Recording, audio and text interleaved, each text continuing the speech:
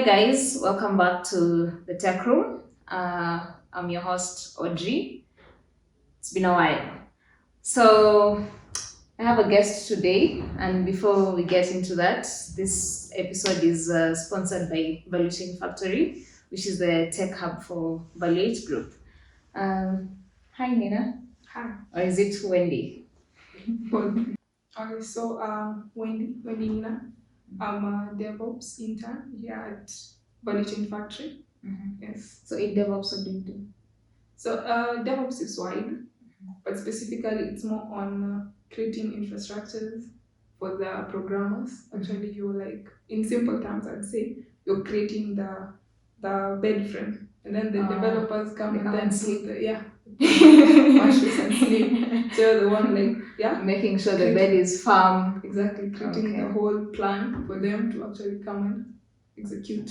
So we're the ones who actually provision for them all that infrastructure before they actually start to do their work. Okay, apart from that, do you code? I used to code. For my solutions, I usually like do them in Java, Android, because Java was my first language. So or if I want to create a solution, definitely have to code. Android. Okay, but here you don't code. Yeah, you don't code. It's not necessarily coding. It's just like you write a bit of scripts, not necessarily coding. Okay, I'm nodding like I understand everything you say, which is fine. So today we want to talk about the tech and the environment. How, the environment is wide, right? Yeah, there's the land, water, air, what we breathe, everything is environment, but we're focusing on climate and mostly basically nature and all that. Yes, because technologies can come in and help with say early detection, this thing is called prediction, how to all those things. So can you give your perspective on what technology can do? Yes, so actually technology is wide, and it's an opportunity for us to embrace it, to actually help out in the challenges that we actually face as human beings. So it's actually, we use it to make our lives even better. So we can be able to leverage technology to create solutions to actually help out in the challenges we face. Yes.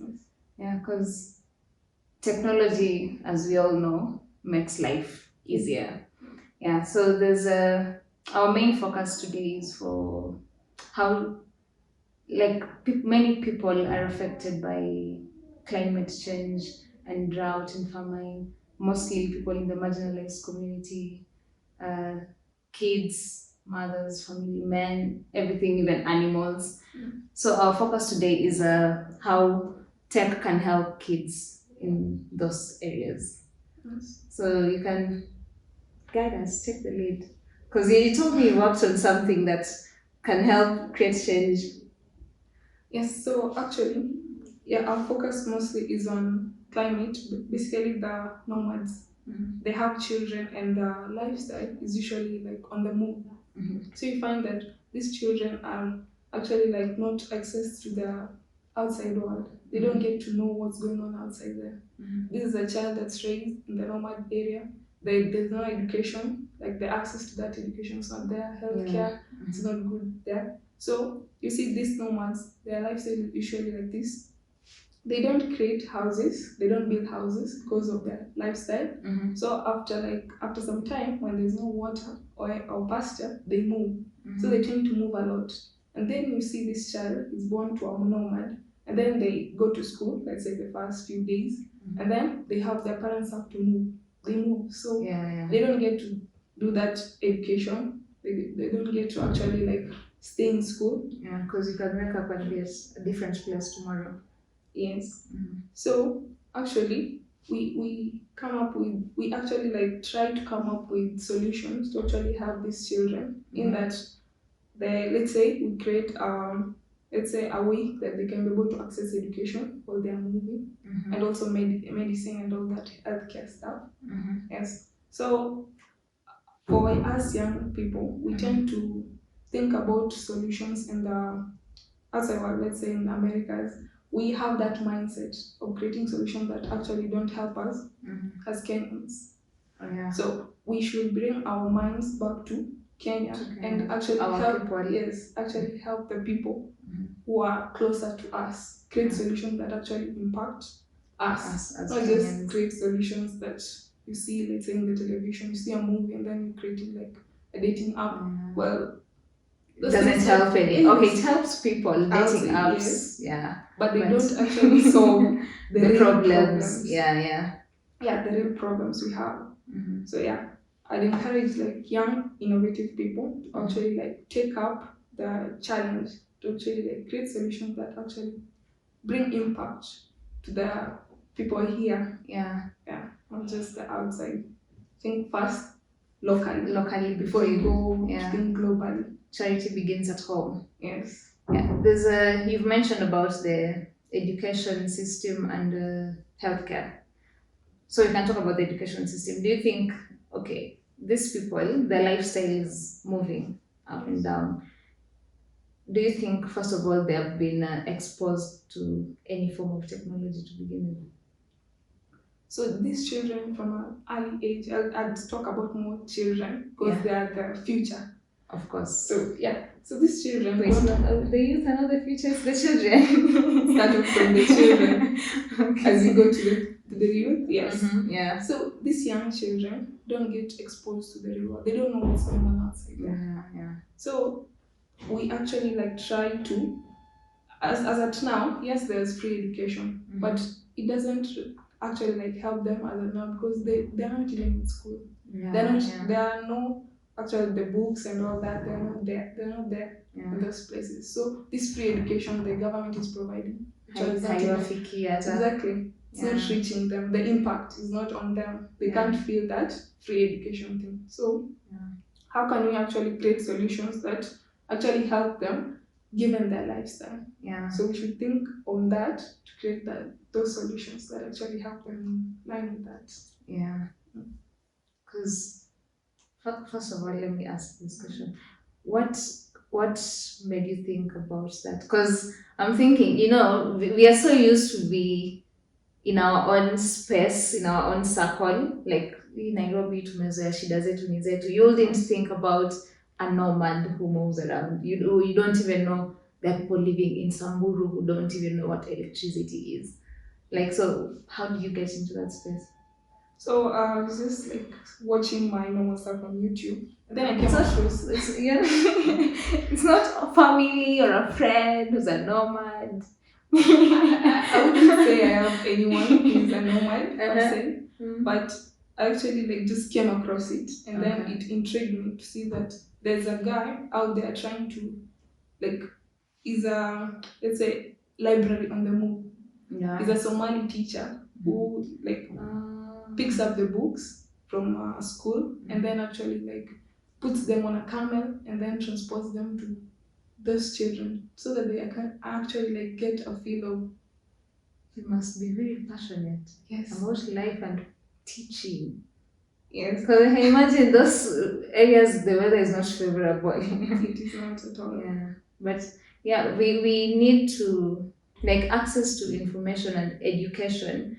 Education has become, I can say, a basic need because we need to learn. We need to know how the world is moving. Despite you being in your small cocoon, you need to know how this thing is moving. So education, you can say, we can start with apps, like learning apps or something like that. Yes, you can start from there. So for a child, you first of all know like which age is this child. Is he like below 5 or above like 5 to 10? So from there you get to know like, okay, this is a small child. Small children like games. So you provide the learning material in a game-like manner. Oh yeah. So that you attract them. Yes, keep their attention. Small children, if you put too many wordy things, they don't stick to that thing. So keep them entertained while you're teaching them also. Yeah, so this is definitely something we should think about. Do you think the government, is it the government or the private sector that should be focused on this? I'd say the government, Mhm. because these are our people, and we can't be able like to. There are no infrastructure in those places. So how can we help them? Like Yeah. not let them like be on their own. It's like Yeah. they're in a like, different country. No, we have to like help everyone in general. So I'd say the government should take up this to actually like and partner with these NGOs, yeah, and government organizations, yeah, and create Yeah, unite. solutions to actually like help out in those arid and semi-arid areas. Because I'm thinking, okay, leave alone the nomads, the people who live in arid and semi-arid many places. I'm thinking, okay, education is not really them.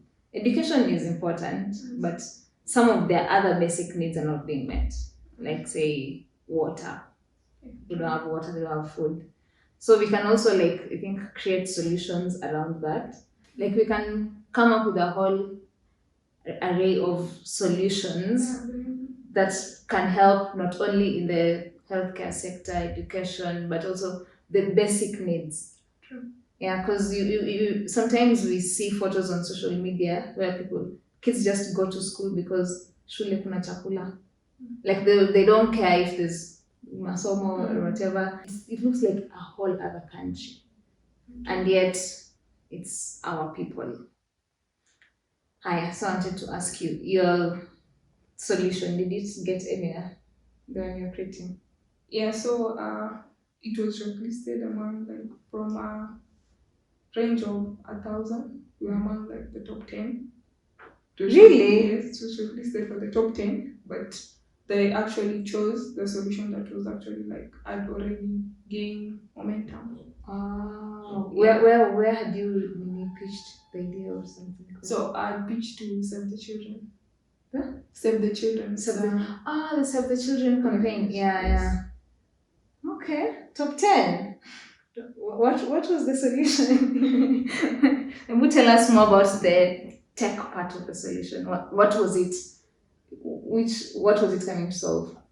So it was coming to solve the education part in the basically helping those children get access to education in a like in a moving kind of way. It was called I named the solution roaming scholar.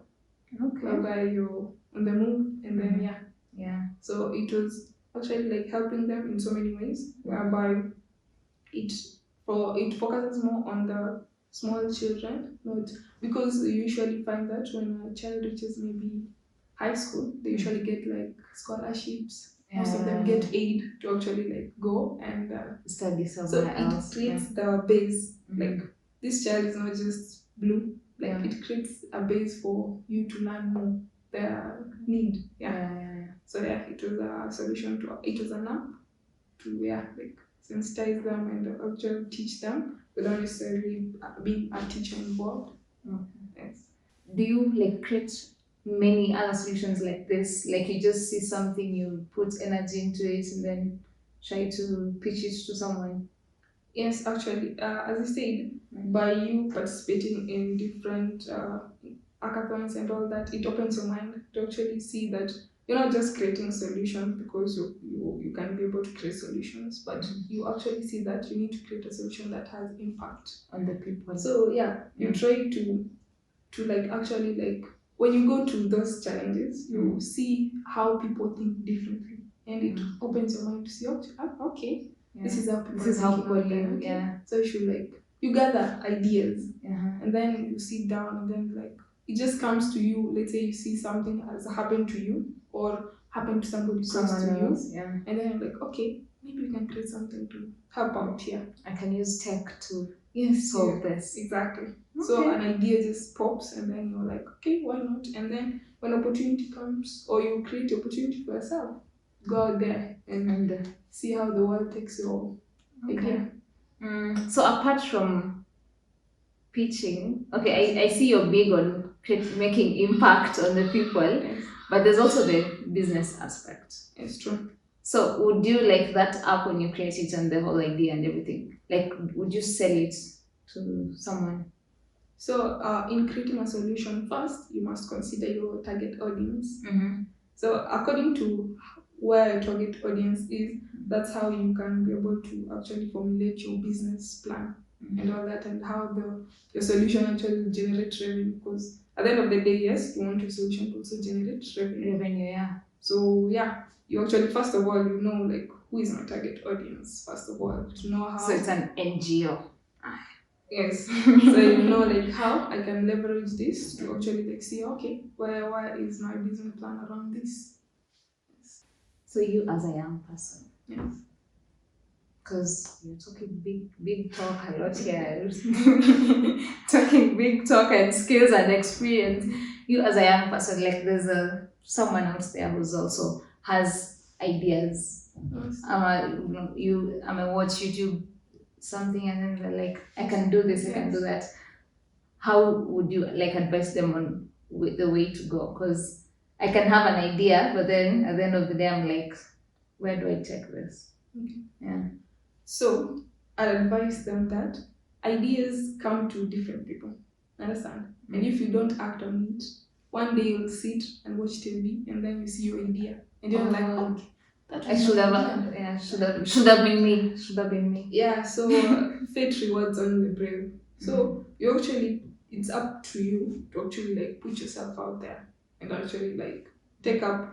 There are many opportunities out there to showcase incubation hubs and all that, showcase your ideas.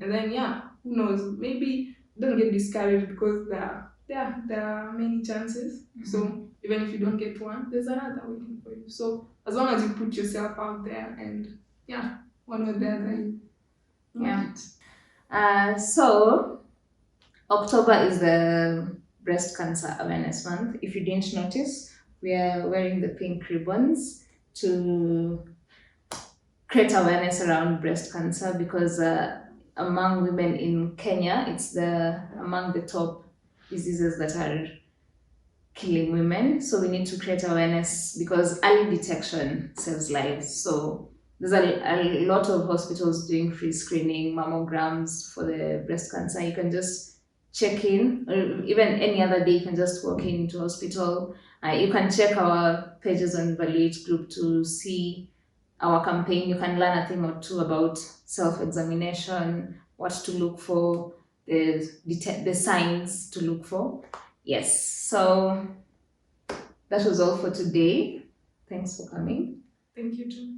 Catch us on every Monday on YouTube and Spotify, and follow us on TikTok, Instagram, LinkedIn at Evaluate Group, Twitter, yes, Facebook too.